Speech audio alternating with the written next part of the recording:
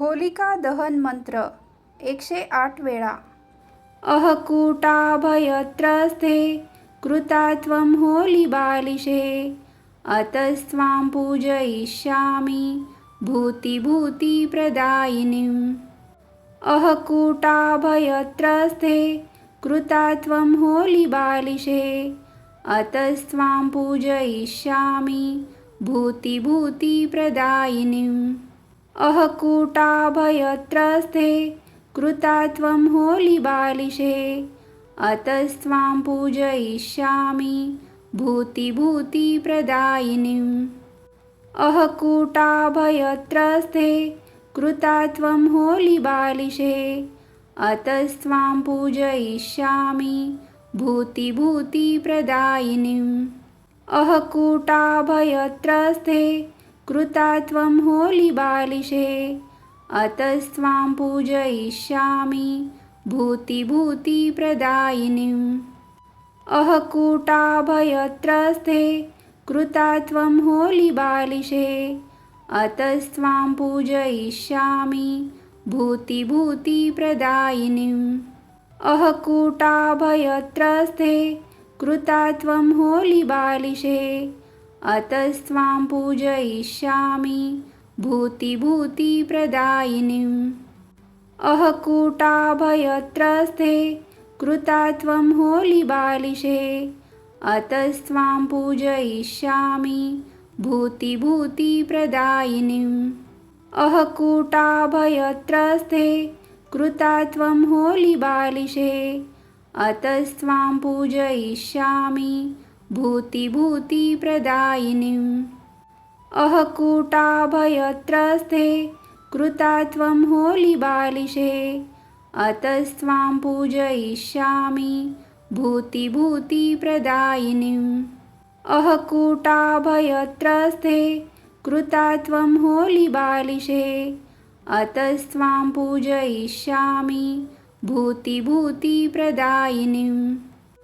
अहकूटाभयत्रस्थे कृता त्वं होलिबालिशे अतस्त्वां पूजयिष्यामि भूतिप्रदायिनीम्। अहकूटाभयत्रस्थे कृता त्वं होलिबालिशे अतस्त्वां पूजयिष्यामि भूतिप्रदायिनीम्। अहकूटाभयत्रस्थे कृता त्वं होलिबालिशे अतस्त्वां पूजयिष्यामि भूतिप्रदायिनीम्। अहकूटाभयत्रस्थे कृता त्वं होलिबालिशे अतस्त्वां पूजयिष्यामि भूतिप्रदायिनीम्। अहकूटाभयत्रस्थे कृता त्वं होलिबालिशे अतस्त्वां पूजयिष्यामि भूतिप्रदायिनीम्। अहकूटाभयत्रस्थे कृता त्वं होलिबालिशे अतस्त्वां पूजयिष्यामि भूतिप्रदायिनीम्। अहकूटाभयत्रस्थे कृता त्वं होलिबालिशे अतस्त्वां पूजयिष्यामि भूतिप्रदायिनीम्। अहकूटाभयत्रस्थे कृता त्वं होलिबालिशे अतस्त्वां पूजयिष्यामि भूतिप्रदायिनीम्। अहकूटाभयत्रस्थे कृता त्वं होलिबालिशे अतस्त्वां पूजयिष्यामि भूतिप्रदायिनीम्। अहकूटाभयत्रस्थे कृता त्वं होलिबालिशे अतस्त्वां पूजयिष्यामि भूतिप्रदायिनीम्। अहकूटाभयत्रस्थे कृता त्वं होलिबालिशे अतस्त्वां पूजयिष्यामि भूतिप्रदायिनीम्। अहकूटाभयत्रस्थे कृता त्वं होलिबालिशे अतस्त्वां पूजयिष्यामि भूतिप्रदायिनीम्। अहकूटाभयत्रस्थे कृता त्वं होलिबालिशे अतस्त्वां पूजयिष्यामि भूतिभूतिप्रदायिनीम् अहकूटाभयत्रस्थे कृता त्वं होलिबालिशे अतस्त्वां पूजयिष्यामि भूतिभूतिप्रदायिनीम् अहकूटाभयत्रस्थे कृता त्वं होलिबालिशे अतस्त्वां पूजयिष्यामि भूतिभूतिप्रदायिनीम् अहकूटाभयत्रस्थे कृता त्वं होलिबालिशे अतस्त्वां पूजयिष्यामि भूतिभूतिप्रदायिनीम् अहकूटाभयत्रस्थे कृता त्वं होलिबालिशे अतस्त्वां पूजयिष्यामि भूतिभूतिप्रदायिनीम् अहकूटाभयत्रस्थे कृता त्वं होलिबालिशे अतस्त्वां पूजयिष्यामि भूतिभूतिप्रदायिनीम् अहकूटाभयत्रस्थे कृता त्वं होलिबालिशे अतस्त्वां पूजयिष्यामि भूतिभूतिप्रदायिनीम् अहकूटाभयत्रस्थे कृता त्वं होलिबालिशे अतस्त्वां पूजयिष्यामि भूतिभूतिप्रदायिनीम् अहकूटाभयत्रस्थे कृता त्वं होलिबालिशे अतस्त्वां पूजयिष्यामि भूतिभूतिप्रदायिनीम् अहकूटाभयत्रस्थे कृता त्वं होलिबालिशे अतस्त्वां पूजयिष्यामि भूतिभूतिप्रदायिनीम् अहकूटाभयत्रस्थे कृता त्वं होलिबालिशे अतस्त्वां पूजयिष्यामि भूतिभूतिप्रदायिनीम् अहकूटाभयत्रस्थे कृता त्वं होलिबालिशे अतस्त्वां पूजयिष्यामि भूतिभूतिप्रदायिनीम् अहकूटाभयत्रस्थे कृता त्वं होलिबालिशे अतस्त्वां पूजयिष्यामि भूतिभूतिप्रदायिनीम् अहकूटाभयत्रस्थे कृता त्वं होलिबालिशे अतस्त्वां पूजयिष्यामि भूतिभूतिप्रदायिनीम् अहकूटाभयत्रस्थे कृता त्वं होलिबालिशे अतस्त्वां पूजयिष्यामि भूतिभूतिप्रदायिनीम् अहकूटाभयत्रस्थे कृता त्वं होलिबालिशे अतस्त्वां पूजयिष्यामि भूतिभूतिप्रदायिनीम् अहकूटाभयत्रस्थे कृता त्वं होलिबालिशे अतस्त्वां पूजयिष्यामि भूतिभूतिप्रदायिनीम् अहकूटाभयत्रस्थे कृता त्वं होलिबालिशे अतस्त्वां पूजयिष्यामि भूतिभूतिप्रदायिनीम् अहकूटाभयत्रस्थे कृता त्वं होलिबालिशे अतस्त्वां पूजयिष्यामि भूतिभूतिप्रदायिनीम् अहकूटाभयत्रस्थे कृता त्वं होलिबालिशे अतस्त्वां पूजयिष्यामि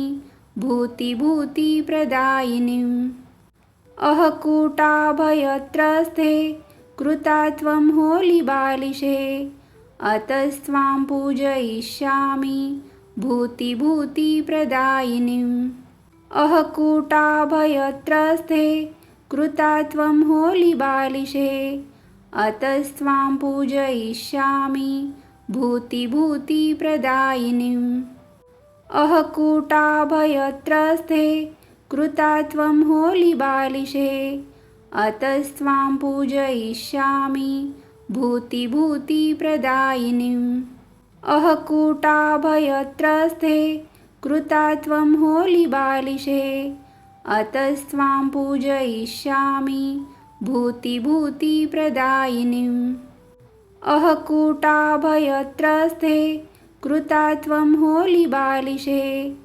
अतस्त्वां पूजयिष्यामि भूतिभूतिप्रदायिनीम् अहकूटाभयत्रस्थे कृता त्वं होलिबालिशे अतस्त्वां पूजयिष्यामि भूतिभूतिप्रदायिनीम् अहकूटाभयत्रस्थे कृता त्वं होलिबालिशे अतस्त्वां पूजयिष्यामि भूतिभूतिप्रदायिनीम् अहकूटाभयत्रस्थे कृता त्वं होलिबालिशे अतस्त्वां पूजयिष्यामि भूतिभूतिप्रदायिनीम् अहकूटाभयत्रस्थे कृता त्वं होलिबालिशे अतस्त्वां पूजयिष्यामि भूतिभूतिप्रदायिनीम् अहकूटाभयत्रस्थे कृता त्वं होलिबालिशे अतस्त्वां पूजयिष्यामि भूतिभूतिप्रदायिनीम् अहकूटाभयत्रस्थे कृता त्वं होलिबालिशे अतस्त्वां पूजयिष्यामि भूतिभूतिप्रदायिनीम् अहकूटाभयत्रस्थे कृता त्वं होलिबालिशे अतस्त्वां पूजयिष्यामि भूतिभूतिप्रदायिनीम् अहकूटाभयत्रस्थे कृता त्वं होलिबालिशे अतस्त्वां पूजयिष्यामि भूतिभूतिप्रदायिनीम् अहकूटाभयत्रस्थे कृता त्वं होलिबालिशे अतस्त्वां पूजयिष्यामि भूतिभूतिप्रदायिनीम् अहकूटाभयत्रस्थे कृता त्वं होलिबालिशे अतस्त्वां पूजयिष्यामि भूतिभूतिप्रदायिनीम् अहकूटाभयत्रस्थे कृता त्वं होलिबालिशे अतस्त्वां पूजयिष्यामि भूतिभूतिप्रदायिनीम् अहकूटाभयत्रस्थे कृता त्वं होलिबालिशे अतस्त्वां पूजयिष्यामि भूतिभूतिप्रदायिनीम् अहकूटाभयत्रस्थे कृता त्वं होलिबालिशे अतस्त्वां पूजयिष्यामि भूतिभूतिप्रदायिनीम् अहकूटाभयत्रस्थे कृता त्वं होलिबालिशे अतस्त्वां पूजयिष्यामि भूतिभूतिप्रदायिनीम् अहकूटाभयत्रस्थे कृता त्वं होलिबालिशे अतस्त्वां पूजयिष्यामि भूतिभूतिप्रदायिनीम् अहकूटाभयत्रस्थे कृता त्वं होलिबालिशे अतस्त्वां पूजयिष्यामि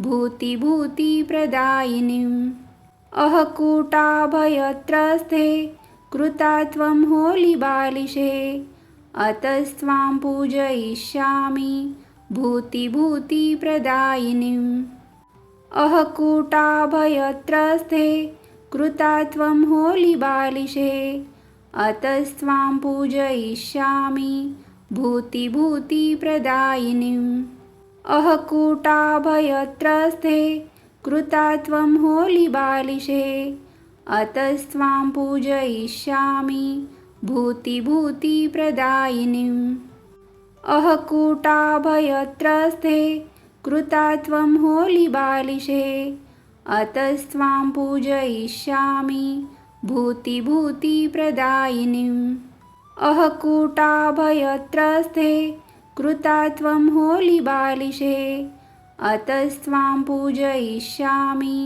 भूतिभूतिप्रदायिनीम् अहकूटाभयत्रस्थे कृता त्वं होलिबालिशे अतस्त्वां पूजयिष्यामि भूतिभूतिप्रदायिनीम् अहकूटाभयत्रस्थे कृता त्वं होलिबालिशे अतस्त्वां पूजयिष्यामि भूतिभूतिप्रदायिनीम् अहकूटाभयत्रस्थे कृता त्वं होलिबालिशे अतस्त्वां पूजयिष्यामि भूतिभूतिप्रदायिनीम् अहकूटाभयत्रस्थे कृता त्वं होलिबालिशे अतस्त्वां पूजयिष्यामि भूतिभूतिप्रदायिनीम् अहकूटाभयत्रस्थे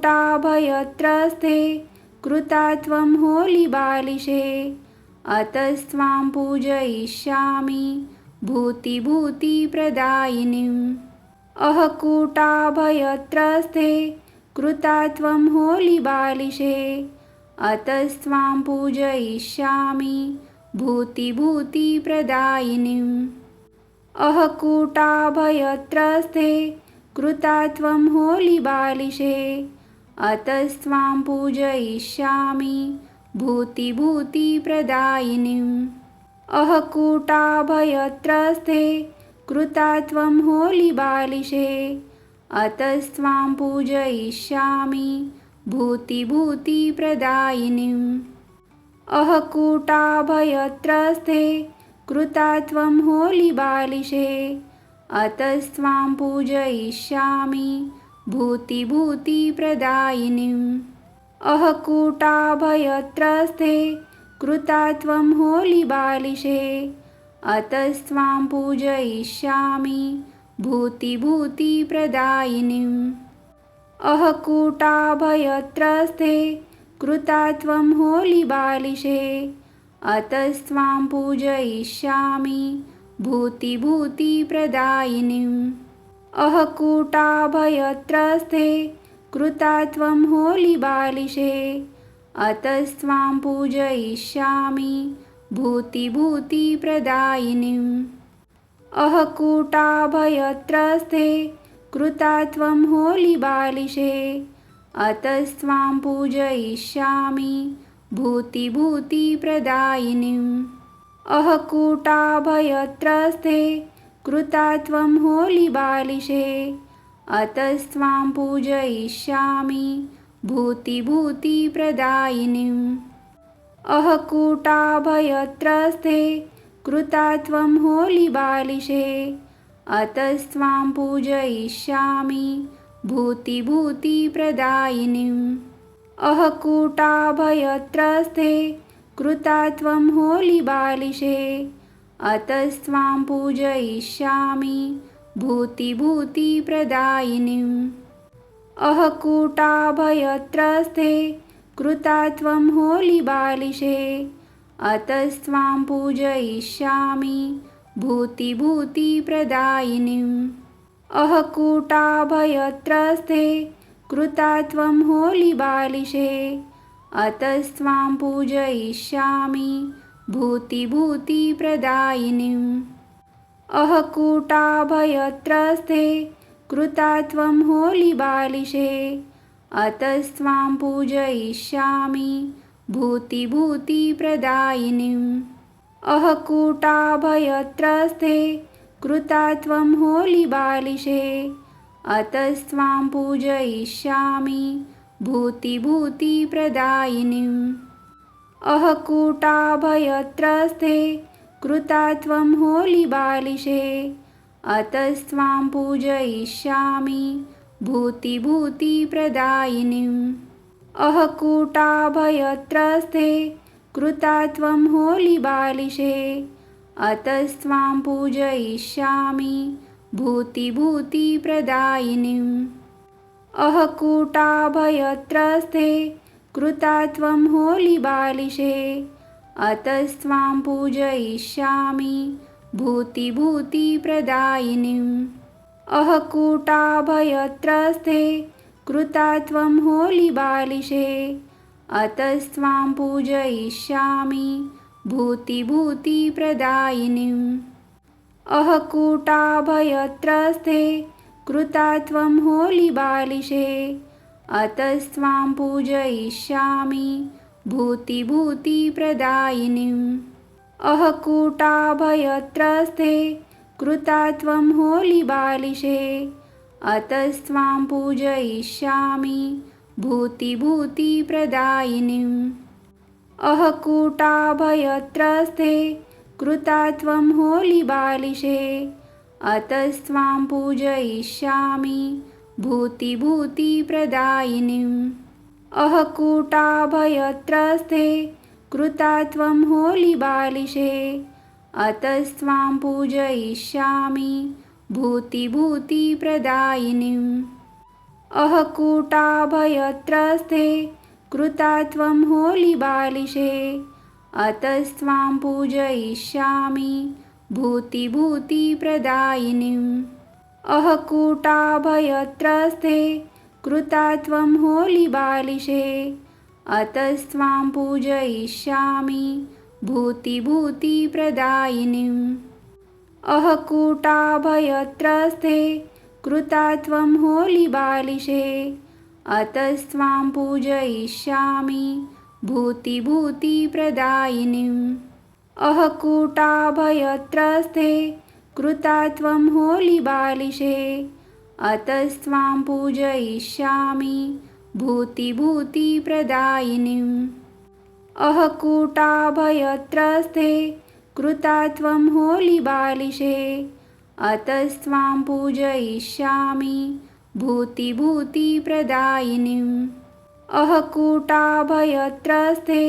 कृता त्वं होलिबालिशे अतस्त्वां पूजयिष्यामि भूतिभूतिप्रदायिनीम् अहकूटाभयत्रस्थे कृता त्वं होलिबालिशे अतस्त्वां पूजयिष्यामि भूतिभूतिप्रदायिनीम् अहकूटाभयत्रस्थे कृता त्वं होलिबालिशे अतस्त्वां पूजयिष्यामि भूतिभूतिप्रदायिनीम् अहकूटाभयत्रस्थे कृता त्वं होलिबालिशे अतस्त्वां पूजयिष्यामि भूतिभूतिप्रदायिनीम् अहकूटाभयत्रस्थे कृता त्वं होलिबालिशे अतस्त्वां पूजयिष्यामि भूतिभूतिप्रदायिनीम् अहकूटाभयत्रस्थे कृता त्वं होलिबालिशे अतस्त्वां पूजयिष्यामि भूतिभूतिप्रदायिनीम्